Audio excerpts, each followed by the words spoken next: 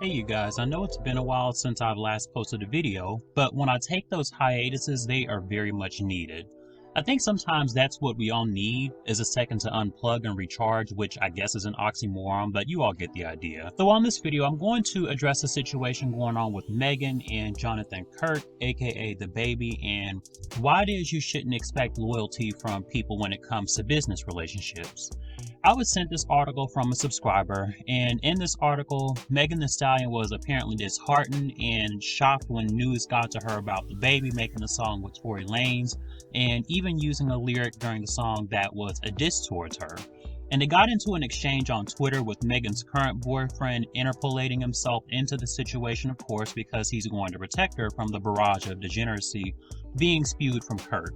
And I will be referring to the baby as Kirk throughout this video for personal reasons. I can't stand his stage name for one, and secondly, I think everything about him is vapid, materialistic, and extremely juvenile, and so while the name is fitting, I think our understanding of that name versus his understanding of the word are two entirely different translations. Also, in my past videos, I have spoken about him before, and how his incessant reprobate behavior towards black women is problematic. And I believe him to be anti-black women, and the most recent post on my community tab was with the video him and Yo Gotti made, which is no doubt colorist in nature. But I didn't go too much into detail because the rate at which dark-skinned black men perpetuate colorism is out of this world. And I also spoke about how their own internalized inferiority causes them to project this disdain towards their own, and their decisions reflect their mindset. And I won't make this too long, but I will read the article and give my thoughts towards the end of this video regarding this loyalty that we expect for people to have, and discuss the blatant complicity and misogynoir that Kirk is showing. So the article starts off by saying, a few days ago, Megan Thee Stallion reportedly unfollowed friend and frequent collaborator The Baby after he dropped a new single with Tory Lanez. If you recall, Tory announced a song with The Baby back in January, and people weren't happy considering Megan publicly named Tory as the one who injured her back in 2020. That song was believed to have been scrapped amid the fallout, but that's not the case. Tory and The Baby dropped the song and video earlier this week. The Baby tweeted, "Baby got enough problems of his own, my N-word. I don't got no reason to inherit the next MF problems. Y'all chasing a story y'all ain't got get. I'm out N-word's business while still successfully doing business." Then the article says, as fans question the baby's loyalty, he added fuel to the fire by retweeting someone's comments making light of the fact that Tory shot Megan, but he claims it was an accident. But let me just pause for a moment. This may be a surprise to some of you, or not, but it certainly isn't a surprise to me. I know I said I wasn't going to give my thoughts on this part until the end, but I feel it necessary to at least elaborate on it somewhat. This isn't specific to race or gender in this regard, but one thing I want to make mention of is we have to understand the difference between a business relationship and a standard friendship. I know Megan and Kirk have worked together as far as their business relationship is concerned, and in business relationships, they're based on logic, not emotion. And when Kirk decided to work with Tory Lanez, it was a trash move, undoubtedly. However, Megan and Kirk are not in a relationship. There's also no contractual agreement in place that states he can't work with another artist, even if that artist happens to be a major antagonist. So while I am on Megan's side with this situation, I'm simply just saying to take emotion out of this in terms of understanding why Kirk made the decision he made. Now, even though I say that, I'm also not on the side of Kirk. He's well aware of the story between Megan and Tory, and the fact that he overlooked that does not speak volumes, because society is aware that black men seem to forge an alliance with each other regardless of the debased conduct displayed previously or concurrently. But without going too much further into detail, let me finish reading this. And a majority of the rest of this article are just their comments on Twitter with Meg and Kirk going back and forth with each other. But reading on, it says, this is the baby's tweet. "I don't know what type of Illuminati S-word Twitter got going on. I ain't retweet nothing but ball if I want to promo. I ain't retweet that silly-ish. Then once people start tagging me and I saw it and I tried to delete and undo the retweet, Twitter didn't let me. Type ish y'all on." Then the article says, since then, Megan hopped on Twitter to share her thoughts about industry men supporting her in private but then doing something different. Megan Thee Stallion tweet says, "Support me in private and publicly do something different. These industry men are very strange. This situation ain't no D-word beef. And I really wish people would stop downplaying it like it's some internet ish for likes and retweets. Then Megan says, justice is slow as we've all seen. Back to my good day.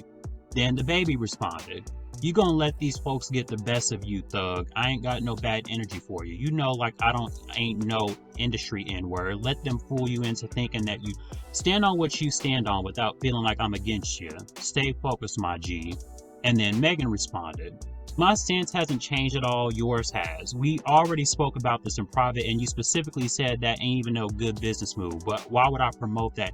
But now that ain't your beef, that ain't real, but you stay on your business, my G. Then he fired off a shady tweet addressing the entire situation. The baby says in this tweet, I don't even go back and forth with my own B-word on this net. Now I'm on this MF going back and forth with another N-word woman about some-ish another N-word accused of. How the F does that work? Happy Juneteenth though. We started this B off with a bang, didn't we? Love you, Meg. Then Megan's man party had some words for the baby of his own, but the baby laughed it off. The baby said, you must not know about me, you must not know about me. Which, if you guys don't know, that's Beyonce's lyrics from her song Irreplaceable. Then the article just says this is too much drama to be happening on Juneteenth. You know what never ceases to disappoint me is the fact that the grammar and literacy of these artists are simply incomprehensible. Before anyone gets the wrong impression, yes, I do understand Ebonics and I'm aware that this is a language that we as African Americans have as a part of our culture. But this is absolutely ridiculous. Even as I read this, I had trouble understanding what was being said, but that's besides the point. I wouldn't expect Kirk to have loyalty to anyone but himself because, again, this is someone that's notorious for abusive behavior to black women. And I made a video just last year about how he hit a black woman in the face and gave some trash apology subsequent to that altercation. And I'll leave the link in the description box for that video if you guys want to check that out. However, he's made his misogynoir known and apparent for those who haven't been paying attention. He was in a relationship with Danny Lay, and she herself made colorist statements and remarks last year. And we don't even have to talk about how his objectification of women and his whack lyrics that really hold no quality or value to them are also a problem. And to me, he's one of those rappers where the beat of the song is what propels him to the level he's at, because honestly, if you guys listen closely to what he's saying in a majority of his songs, it's all banter and meaningless degradations of women and him glorifying himself to some grandiose pedestal that he seems to believe that he's on. And some of you may say, well, he has a son by a black woman and that circumvents your logic about his colorism. But the only problem with that is, while he may sexually find dark-skinned or brown-skinned women attractive, what he truly desires is a woman of a lighter complexion. And you can still fetishize women who look like you while harboring anti-sentiments in regards to those same women. And this is why you see trash rappers like Boozy and others alike who may have dark-skinned children, but their dating preferences and their comments about black women are extremely disrespectful and retrograde. Because what they place value in is something that doesn't look like them at all, which is sad, but reality. And in an effort to top all of this off, they'll rap about it in their songs and let you know that they have no reserves about telling the world how much devaluation they are in possession of when it comes to respecting the race of women that they derive from.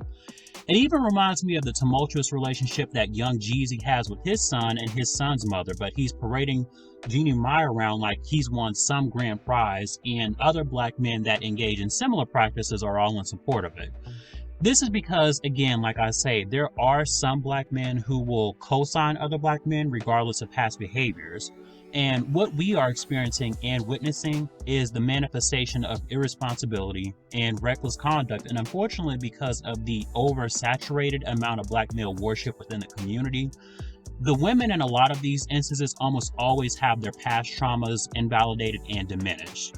And I'm ashamed to say that by association, Kirk and I are about the same age. I'm older than him by a few months, but I don't believe in talking about women in a negative fashion or valuing shades of blackness over the other. And to me, he isn't someone that I would personally look to for any semblance of merit, especially the way he interacts. Someone of his age, you would think, would display a certain level of maturity and respectability, but it's the reason for why age and wisdom are not to be juxtaposed with one another. And there is a such thing as old fools, and he's already headed down that path. But now I think we need to break down and dissect these various social interactions and understand what's really going on here. So That way we know how to move in our own personal lives. First off, you should never deal with someone who does not reciprocate the same level of compassion and sympathy that you extend to them. The days of unrequited and non-reciprocal value are done and over with. If you have that one friend where during your moments of success they're anything except supportive, or they're not clapping when everyone else claps for you, watch that space. If they're clapping and the emotion on their face does not match the action, watch that space.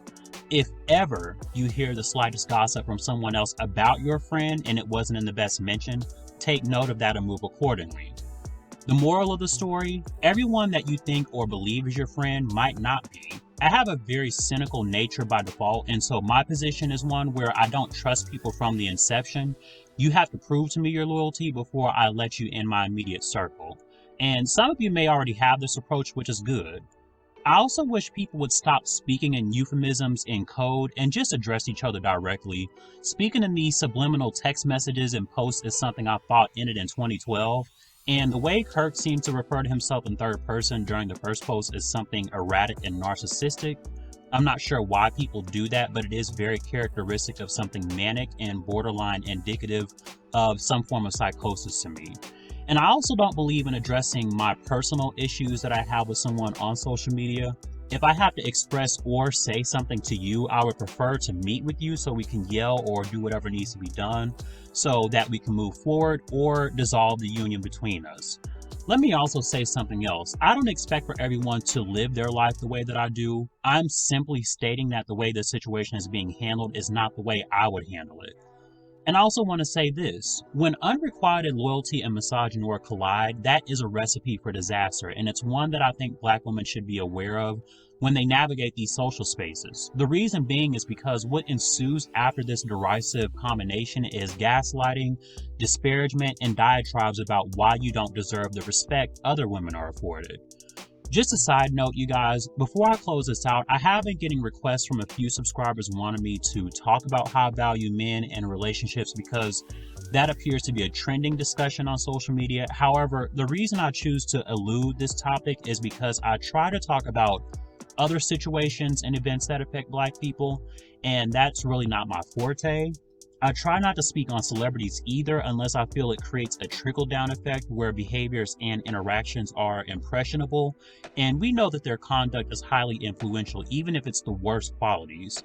Y'all on these redundant challenges are a prime example of this. Social engineering at its best, and I'll just leave it at that. But let me know what you think about Kirk, the short man with an obvious hair problem, and Meghan's unrealistic expectation of loyalty from a man with a history of anti-Black women sentiments and comportment. Like, comment, subscribe, and share the video, and I'll see you guys in the next one.